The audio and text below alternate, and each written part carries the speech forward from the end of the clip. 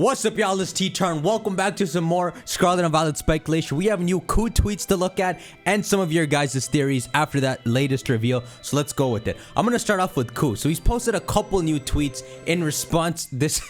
Okay, this is not what I meant to show, but this is not the tweet. I can't tell anything with Twitter now that it looks like this. Okay, this Entei is coming. The best thing I want Paradox Entei to be is a flying pterodactyl. It's the perfect thing. We have the T-Rex, we have long neck dude to reach the top shelf. We need the weird one. But you know, they could just totally screw it. So there's 3 tweets Koo posted. The first one, you remember this? Where he posted Black City and White Forest and said he can see a new Pokemon in this picture. He actually updated it and revealed that the one on the left was Archaludon and the one on the right is yet to be revealed. So we still got more Pokemon coming. Remember, we always want to assume the least with these DLCs. So every small new Pokemon is big. There's still another one. Archaludon is completely interesting. If you look in Unova, where the sky bridge is and you can see it in the distance, it looks like an Archaludon, like exactly like one. And they only started introducing regional variants as of Alola, but the first 5 generations are still open to having their own forms. Like there could technically be something like a Cantonian Aegislash and a Unova and Archaludon. I've been thinking a lot about if Game Freak really did evolve a Pokemon that had a Gigantamax, Archaludon, or if maybe it's like a Basculin situation where there's a slightly different Archaludon with the exact same stats. That's the one that evolves. If Game Freak drops the lock on Megas and G Maxes being the final forms of Pokemon, it gets a bit disorganized, but it actually opens up a lot more opportunities. So we'll have to see, is it some kind of Unova and Archaludon that it evolves from? I mean, technically it already did happen. There's a Sinonian Basculin, right? Here's Archaludon's page on their official site. It is 2 meters tall. So you notice, no one is specifically calling it our Archaludon's evolution, only that it's Archaludon's evolution. While it's like this, the Pokemon resembles a magnificent steel bridge. Terminals at the end of its limbs gather and store static electricity, and this is what it uses to charge its signature move, which on their site is written a bit different. It's called Electro Shot. We thought it was Electro Beam last time. I guess Serbi was translating like a Japanese name for it, but there's more info on this move. What it actually is a solar beam. So in the first turn it charges, second turn it launches, but if it's raining, it activates in 1 turn.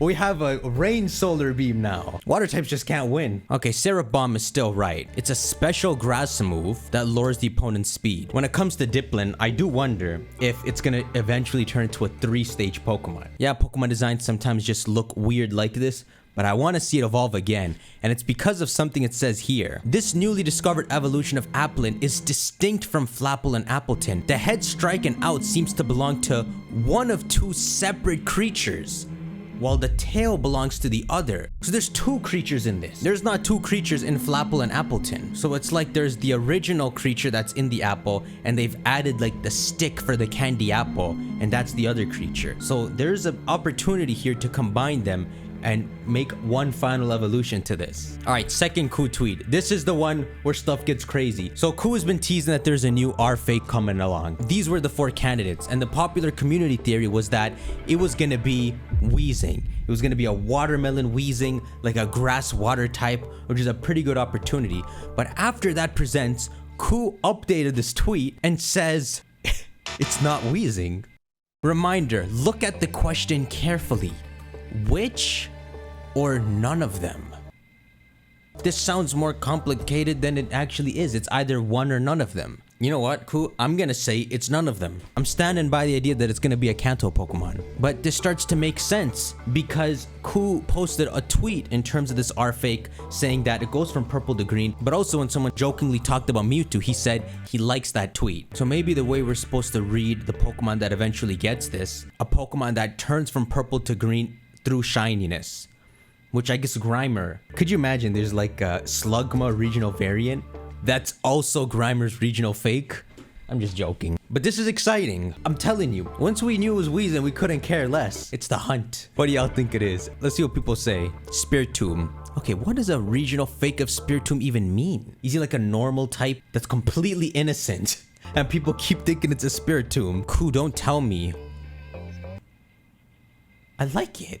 Is this the edible R fake? I'm gonna go with the purple to green here. So either Miss Magius who turns green when it's shiny, or Lilip, which turns green when it evolves. I think this is something along the lines of what Ku wants us to think, but I don't think that's the answer. Whoa. Yeah, Delphox is a freaking missed opportunity. Where's the freaking stick? Oh, we have to wait till Pokemon Legends cure him. Then we'll get the witch Delphox on a broom. Then Delphox will be the best starter. Why does everyone want Swalot? I solved this. The key is them. So this theory is that Spiritomb is made up of 108 spirits, but this is irrelevant. It's not like the regional fake is gonna be of one of the spirits. So here's what I mean, right? Here's Archaludon using its new move on Abomasnow, like an idiot. But the exact way it is with the ropes and the 4 pillars is the exact same way the Unova bridge is. You wonder if this is where it belongs. In this region. Okay, the last tweet Ku posted is of the Loyal 3 Pokemon, and it seems to be a teaser at what their typing is, because if you go to the comments, people are saying I guessed it right, as if this tells us what it is. So he's using a fighting move here. He's so annoying. You see the way he looked animated? He just like slides up to you. So he's using a fighting move. Monkey Dory has this psychic warp bubble in front of it, and Pheasantipity, no one knows what that is. They're saying it's a fairy move. So here's a guess. Psychic poison, fairy poison, and fighting poison. See, your leak was correct. What? Is this confirmed? Almost correct. Fairy bird, psychic monkey, fighting dog. You know, I think these guys should get a stripped form where someone takes the purple off them. You know how stupid Monkey Dory would look if he lost his only ornament? I don't know. People are saying confirmed. I can't figure out where it's coming from, but it's just the theory that they're gonna be fighting psychic and fairy. Let's go to some of y'all's theories. Here we got Luke Bradley. I remember you saying that when their characters got announced before Legends, that Adamant and Aerodam may be ancestors of characters we hadn't seen yet. Not sure if you noticed, but Perrin, the camera girl from the first DLC, is actually Adamant's descendant. Oh my god, she is! It happened! You're kidding me! Your daddy 200 years ago sees Origin Dialga and you're sitting here taking photos? Okay, see, I was paying attention to her. She's a character not from this region. In Teal Mask, you will encounter Perrin, a young lady who's visiting Kitakami in hopes of encountering and photographing a certain Pokemon. So this will all lead to something. Maybe this could be a hunt that leads to like a legendary. Like maybe she's looking for Paradox Raikou / Cobalion. And this is how you get it. Your search for this will lead you to the Timeless Woods, a place where the people of Kitakami rarely tread. With Perrin by your side, you'll be able to take snapshots of Pokemon in the area and seek out the mysterious Pokemon together. I'm blind. I was seeing her for what she was on the inside, instead of the outside. That's so obviously Adamant. Where's their... She got Irida's hair. The shape, I mean. Do they not have separate lineages? Did they get together at the end? Form a platinum child? Maybe Volo's your child. Her name comes from Sazare, which means pebble, or Perrin, French for stone. You started off with an adamant, brilliant diamond, and your lineage has led to a pebble. You understand? If she kicked me, my head would fall off. She's dressed so foreign. Like, look, jeans? Freaking crop top? She's from like Unova or something. She must be. So maybe after Legends Arceus, Adamant's descendants, they go out to a different region like Unova. It's not like I freaking saw you in the modern Sinnoh games. Where were you when Cyrus tried to summon him again? Hey, she got a band there. Is that a watch? That's probably a watch. It's not like she got like a mega ring, man. Yeah, it's a watch. That looks so Unovan. She gonna pull up with the Rolly and a $6,000 camera? Go freaking catch a Dialga. Go freaking destroy the world or something. The reason I came to Kitakami was actually to find a certain Pokemon. ... And photograph it. Why the ... I was gonna make a joke that I was the Pokemon she's looking for, but maybe she wanted to freaking let it loose and do something crazy. Do something. Let's keep going. Here we got Plaz. I think Ku's hint in one of your previous videos was that the 3 mythicals are not heroes, and the people on the island are being lied to. Yes, I agree with this. I believe Ogerpon is the real hero. I would love that, but it's pretty funny he's stuck in a cave. The people, they betrayed me, and the 3 mythicals are a part of some agenda that Ogerpon wanted to put an end to and failed. Oh god, I would like this. But man, if they're celebrating this tradition for hundreds of years, this is the era that we break the tradition and tell everyone the truth. I believe you'll find out what it is and then team up with Ogerpon to finish what it started.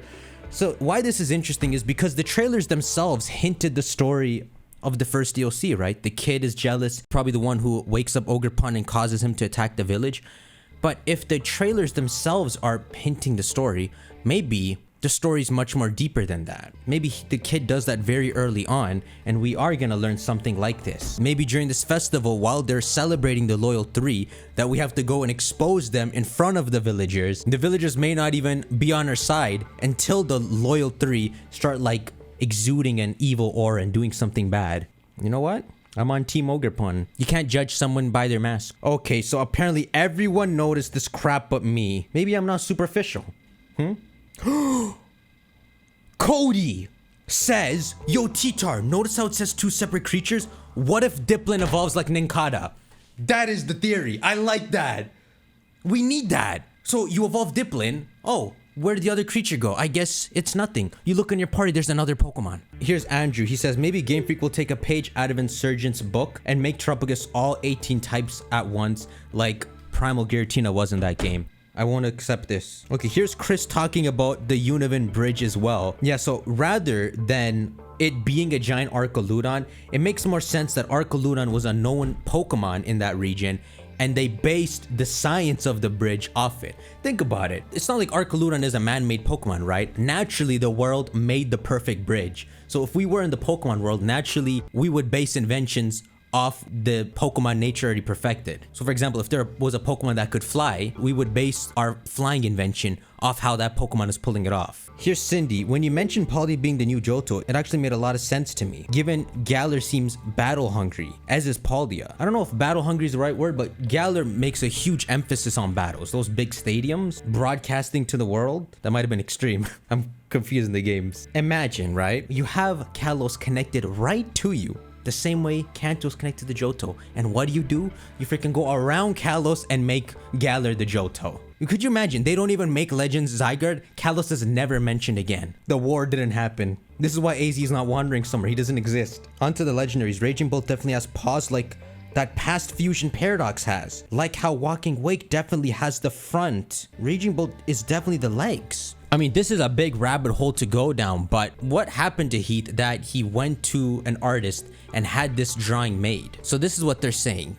This fusion has the front like Walking Wake does, especially with the slight horns coming out. You imagine Heath only saw a blur of it, so he didn't get the details perfect. They're saying Paradox Raikou has the legs. So essentially we're trying to see if Heath saw like a blur of all of them and accidentally fused them. The problem with this is these ribbons. For some reason, these ribbons are here. Unless Entei has the ribbons, there's something wrong, because this is something only normal Suicune has. Here's Ava, and she's got a theory about how Paradox Pokemon might have come to be. So I thought the original non-legendary Paradoxes came about because the professor from each game took a party of 6 with them to the past or future, with Sada taking Jigglypuff, Mischievous Salamence, etc., and Toro taking Delibird, Gallade, Tyranitar, etc. That's kind of interesting. I think they're saying that at the end of Scarlet and Violet, when they go to the past and future, that they have the normal ones in their pocket, and they're the ones who bring them to the past and cause the anomaly to form. And Toro causes them to appear in the future, and then they have to rapidly evolve to the conditions, and you get the mechanical ones. I mean, we know what their party was. It was just Paradox Pokemon. But you never know if they had like normal Pokemon in their back pocket,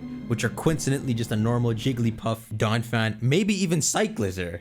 A normal Cyclizar. We also know Game Freak likes to throw hints for the next game, and with Unova and Johto not having a game in over 10 years, could these be a hint to that? The Johto and Unova hype seasons are next. Coincidentally, they're also in this. The character Drayden literally rhymes with Drayden, and his Archaludon is built like a bridge, and we know what's full of bridges, Unova. Here's the Blueberry League. We got Lacey. She doesn't look like anyone. Crispin.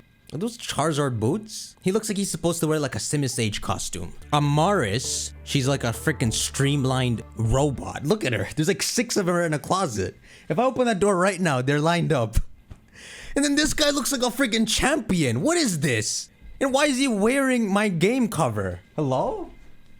Where did I put it? This is kind of true. He's a dragon trainer with white hair. His name's Drayden. Maybe he's a descendant of Drayden, like the literal son. Drayden's counterpart Iris becomes champion in Black 2 and White 2. This guy could be like champion of the Blueberry League. He looks like the 4th member. He pretty much is. He doesn't seem to go to class often. Rumor has it he's had to repeat a year thrice already. And what was with this? Are you Volo or something? If someone comes to rob my house, I'm gonna pick up an Amaris and smack him with it. Look at that. Oh, this is what we need to end the video with, guys. Okay, there is one character I noticed might be someone important. So look at this. Frick. See, I can figure these things out too. The biggest conspiracy. You ready? There's one character introduced in that trailer that is the most suspicious of them all. Even more suspicious than Cyrano. She's right here. It's this lady shown in the trailer, and she has a design that just jumps out at you. She's first off got terrestrial earrings. Okay? I'm sorry, does your great daddy know something about terrestrializing? She's wearing, again! She's wearing the freaking Pokemon Violet game. Exactly. Those are the 4 symbols on the cover. This lady is not just a random lady. She knows something. So her name is Miss Breyer. She's actually from Blueberry Academy. Maybe she's the champion. Look at that face. That would be if there was a champion as her. She's complete. She's already finished her villain saga. But I don't think the twist is necessarily that she's a villain. She's the one who's supervising us on our trip to Kitakami. So she's actually from the second DLC, but she's just in the first visiting. She has an extremely inquisitive disposition, like she's searching for secrets, and shows a keen interest in the terrestrial phenomenon. Oh, do you? Oh, do you? I know who you are. So, in the trailer live, I made a joking statement. Baby! Baby's the baby. Baby becomes the baby. Heath, show me his daughter. Show me Heath's daughter. Do I have to say it? I think you have some family heirloom secrets and some nice shoes. I think her ancestral daddy is Heath, the mythical man that disappears after whatever happens in his expedition. Not necessarily he disappears, but the story doesn't say what happened. Only that everyone called him a liar. I assume he would have just gone back to areas that are known to be where he's comfortable with, you know, the mysteries he believes in. But lo and behold, you wake up 200 years later and another Heath is walking around. That's where I'm ending this. Is she a villain? Is she the champion in Blueberry Academy? Is she Heath in blood? Like this screenshot right here, her design is so perfect. Look at these characters in shock. Is that Heath? She's here at her bus stop taking us the Kitakami Go bus. Forget one of the 5 characters having the key to all the secrets. She has the key too. She knows everything. Maybe she wants to redeem the image of Heath. Bring Tropigus out. Show the whole world the Paradox Pokemon were real. Which would be a bad thing, of course. And that's how she turns out to be the villain. Or maybe she believes Tropigus is rightfully hers. And she wants to capture Tropigus for herself and use whatever its powers are, whether it's imagination or, you know, infinite technology or something, to herself. And you can win, lady. I'ma call it quits here. Make sure y'all shank that like button. Send me your theories to Instagram, and I'll see you on the next video. Take care.